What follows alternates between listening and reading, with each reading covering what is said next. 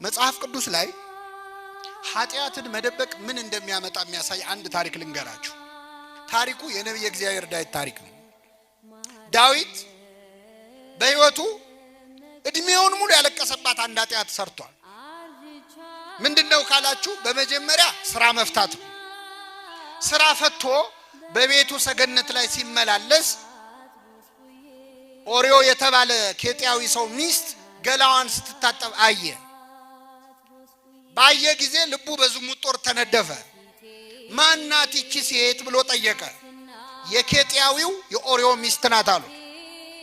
ዳዊትም አስመጣት። ተመልከቱ፣ ኃጢአት የሚጀምረው ማናት ሲባል የገሌ ሚስት ናት ሲባል ማቆም አለበት። ባለ ትዳር ነው ሲባል ማቆም አለብሽ። ባለ ትዳር ናት፣ ባለ ትዳር ነው ከተባለ በኋላ ጨዋታው ከቀጠለ መጨረሻው ያምር። ማናት አለ፣ የኦሪዮ ሚስት ናት። አስመጣት፣ አስነወራት ይላል። ምን አላት? መጽሐፍ ቅዱስ ባልና ሚስት ተስማምተው የሚፈጽሙት ሩካቤ አወቃት ይላል። አዳም ሚስቱን ሔዋንን አወቃት ይላል። ከሕግ ውጭ ከሆነስ አስነወራት ይላል። ግብሩ አንድ ነው፣ ግን እግዚአብሔር የሚያየው በተለያየ አይነት ነው። ይችን ሴት አስመጣት፣ አስነወራት። ሴቲቱ ገላዋን ትታጠብ የነበረው ከወር ልማዷ ነጽታ ነበርና ወዲያውኑ ጸነሰች። ከዛ እንዳረገዘች ላከችበት መልእክተኛ። ጉድ ነው እንግዲህ፣ እግዚአብሔር ያሳያችሁ። ንጉስ የወታደር ሚስት ቀምቶ፣ ዳዊትን ያህል ንጉስ የወታደር ሚስት ቀምቶ ከሱ ልጅ ጸነሰች ቢባል ለስሙ ጥሩ ነው አይደለም። ስለዚህ ዳዊት ምን አረገ? ጦር ሜዳ ደብዳቤ ልኮ ኬጢያዊውን ኦሪዮን አስመጡልኛል። ኦሪዮ ተልኮ መጣ። ንጉሱ ፊት ቀረበ፣ ሰላምታ ቀረበ። ዳዊት ምን አለው? እንዴት ነህ? ጦሩ እንዴት ነው? ሰላም ነው ወይ አለው። እግዚአብሔር ይመስገን፣ ታቦተ ጽዮንን ይዘን እግዚአብሔር አልተወንም፣ ጠላቶቻችንን ድል እየነሳን ነው አለ። በልሽ ወደ ቤት ግባና አረፍ በል አለው። ዓላማው ምንድነው? ዳዊት ገብቶ ከሚስቱ ጋር እንዲተኛና ልጁ የማን ነው እንዲባል፣ የእሱ ነው እንዲባል ግባና ተኛ አለው። ምግብ አስይዞ ላከው ይላል። ከቤተ መንግስት ምግብ። የቤተ መንግስት ምግብ በነገራችን ላይ በጣም መጥፎ ነው፣ መዘዝ አለው። የቤተ መንግስት ምግብ አንዴ ከቀመስከው ቀጥሎ ሞት ነው የሚከተለው። እና ምግብ አስጭኖ ወደ ቤቱ ላከው። ኦሪዮ ውጭ አደረ። ከዛ ዳዊት ሲያጣራ ውጭ አደረ። ምን ነው አለው? የእግዚአብሔር ታቦት በደጅ አድራ፣ ታቦተ ጽዮን በደጅ አድራ፣ የእስራኤል ጎበዞች ወጣቶች ከጠላት ጋር እየተናነቁ እንዴት እኔ ገብቼ ከሚስቴ ጋር ተኛለሁ አለ። ከኔ ጋር ናችሁ? ኬጢያዊው ኦሪዮ ለዳዊት ስለ ታቦተ ጽዮን ክብር ይንገረው። በእውነት አንዳንዴ እኮ የማያምኑ ሰዎች ከኛ ተሽለው ይመክሩናል እኮ።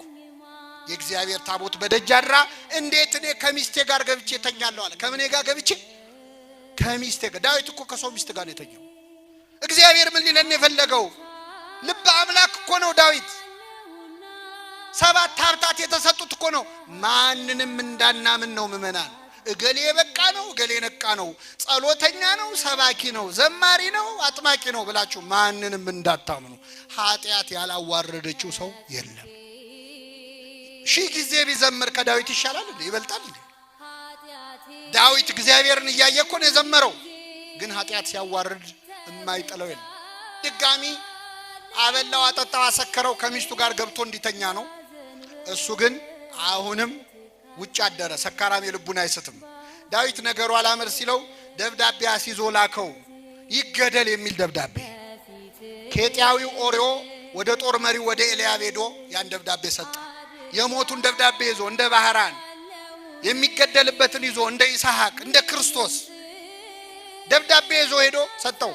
ጦር መሪው ሲያየው ይሄ ሰው ይገደል የሚል ነው፣ የንጉሥ ትእዛዝ ነው፣ ምንም ማድረግ አይችልም። ወታደሮቹን ጠራና ኬጢያዊውን ኦሪዮን ይዛችሁ ወደ ጠላት ሂዱና ጠላት ግር ብሎ ሲመጣ ሽሹ አላቸው። እሺ አሉ። ጠላት ግር ብሎ ሲመጣባቸው ጥለውት ሸሹ። ታቦተ ጽዮንን ጥላችሁ ከርታችሁ እስራኤልን ከርታችሁ ወዴት ነው የምትሄዱት እያለ እየለፈለፈ ተደብድቦ ሞተ ይላል። አሁን ነብዩ ናታን መጣ ወደ ዳዊት። ምንድነው አለ ዳዊት። ደነገጠ። አመጣጡ አላማረው። እረ ንጉሥ ሆይ በአገር ትልቅ በደል ተሰርቷል አለ። ምን ተፈጸመ አለ። አንድ ሰው ብዙ በጎች ነበሩት አለ። ባለጸጋ ሰው ነው። ብዙ በጎች ነበሩት። ከጎረቤቱ ደግሞ አንዲት በግ ብቻ ያለችው ደሃ ሰውዬ ነበረ። ይህ ደሃ ሰው ወደ ሩቅ አገር ሲሄድ ይችን አንዲት በግ ጥሎ ላለመሄድ ብሎ ለጎረቤቱ ለባለጸጋው ብዙ በግ ላለው ባለሀብት አደራ ብሎ ይችን አንድ በግ ሰጠው። እስከመጣ ጠብቅልኛል። እሺ ብሎ ይህንን በግ ተቀበለ የባለጸጋ። ከዚያስ እንግዳ መጣበት የባለጸጋ። እንግዳ ሲመጣበት ግን ካሉት በጎች መካከል ማረድ ሳስቶ የዚህን ሰውዬ አንዲት በግ አረደበት። ይህ በደል ተፈጽሟል በአገር አለው። ዳዊት አዘነ። ይሄ ሰው ምናምንቴ ነው አለ። ስለ አንድ ፈንታ 4 እጥፍ ይመልሳል። ስንት እጥፍ? ንጉሥ ሆይ የፈረድከው በማን ላይ ነው? በራስ ላይ ነው። ያ ሰው አንተ ነህ አለው። ያ ሰው አንተ ነህ። አቤት የሰው ኃጢአት ስንሰማ ደስ ይለናል። ወደኛ ሲዞር እንዴት ያስደነግጣል። ያ ሰው አንተ ነህ። 100 በጎች አሉት የተባልከው እግዚአብሔር ባይፈቅደውም ዳዊት ብዙ ሚስቶች ብዙ ቁባት ነበሩት። አንተ ነህ ባለ ብዙ ሚስት አንተ ነህ። አንዲት በግ አለው የተባለ ኦሪዮ ነው። አምኖ ጥሎልህ ሄደ ጦር ሜዳ ሊዋጋ። እንግዳ መጣበት የተባለው ፍትወትህ ነው፣ ጊዜያዊ ስሜትህ ነው። ከብዙ ሚስቶች ጋር ልታሳልፍ ስትችል አደራ ብሎ የሰጠህን አንድ ሚስቱን ወሰድክበት፣ እሱንም ማስገደልከው። ንጉሥ ሆይ የፈረድከው በማን ላይ ነው? በራስ ላይ ነው። ዳዊት ይገርማቸዋል ምእመናን፣ ስለ አንድ ፈንታ ስንት እጥፍ ይመልስ ነው ያለው? 4 እጥፍ መለሰለት እግዚአብሔር። 4 እጥፍ። እንዴት?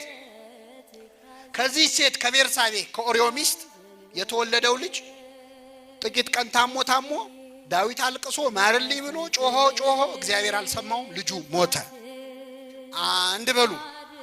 2 የዳዊትን ሴት ልጁን ወንድ ልጁ አምኖን የሚባል ወንድ ልጁ ተነስቶ ትዕማር ትባላለች የገዛ እህቱን ደፈራት። የገዛ እህቱን በቁሙ አቀበራት፣ አዋረዳት። ዳዊት አለቀሰ። ስንት ሆነ? 3ኛ የዳዊት ሌላ ልጅ አቤሴሎም እንዴት እህቴን ይደፍራል ብሎ ይህን ደፋሪውን አምኖንን ገደለው። ስንት ሆነ? 3 ገዳዩ አቤሴሎም ደግሞ ዳዊት ላይ አምጾ በጦር ሜዳ ተገደለና ሞተ። ስንት ሆነ? 4 እጥፍ መለሰለት እግዚአብሔር። አንዳንዴ እግዚአብሔር የማይሰማ መስሎን እንዲያርግብኝ እንዲጨምርብኝ እንደዚህ እንዳትሉ ምእመናን። የቃልህን ፍሬ ሊያበላህ ይችላል እግዚአብሔር፣ የማይሰማ እንዳይመስላችሁ። አሁን ይህን ለምን አነሳው? ዳዊት የሰው ሚስት እስከ ማስገደል ድረስ የደረሰው ኃጢአቱ ምን ለማድረግ ነው? መልሱልኝ። ኃጢአቱ ተደበቀ አልተደበቀ? ይሄው ቁጭ ብላችሁ እዚያው ደምረን ላይ የዳዊትን ኃጢአት እየሰማችሁ ነው አይደለም? እኔው በአደባባይ እየተናገርኩ ነው። ገና ሌላ ደብረ ሄጄ እናገራለሁ። ዳዊት ከዘመኑ ሰዎች ኃጢአቱን ደብቃለሁ ብሎ ነበር። መማሪያ ሆኖ በዓለም ላይ ሁሉ የዳዊት ኃጢአት መነገር ጀመረ። መማሪያ ከመሆን ይሰውራችሁ። አይገር ወንጌል ላይ ራሱ ኃጢአቱን እንኳን አልደበቀለትም እግዚአብሔር። አብርሃም ይስሐቅን ወለደ፣ ይስሐቅ ያዕቆብን ወለደ፣ እሴይም ዳዊትን ወለደ ብሎ ዳዊትም ከኦሪዮ ሚስት ሰሎሞንን ወለደ ይላል። ከማን ሚስት? ኃጢአትን ስትደብቅ እግዚአብሔር ይገልጥብሃል፣ ስትገልጠው ይደብቅልሃል። ኃጢአታችንን ለመግለጥ እግዚአብሔር ኃይሉን ያድለን።